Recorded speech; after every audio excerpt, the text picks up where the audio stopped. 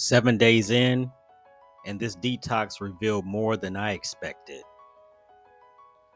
I thought I was helping my son reset, but the silence, the structure, the absence of tech, it reflected something back at me. Let's talk about what really shifted this week.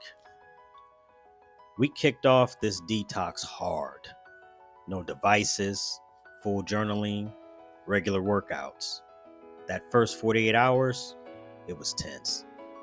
My son pushed back, but honestly, I felt it too.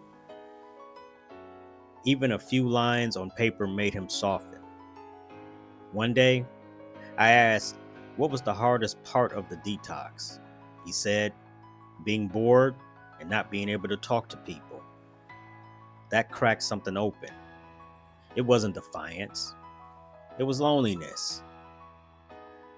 By day 6, something changed. He made his bed without being asked. He sat next to me one night without saying a word. That presence, it was new. And for me, stillness is something I'm learning too. Presence is a skill, something that we need to work to build together.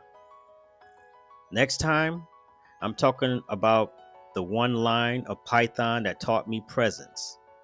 Stay tuned. Week 1 of the detox down, presence up. I'll keep building the case.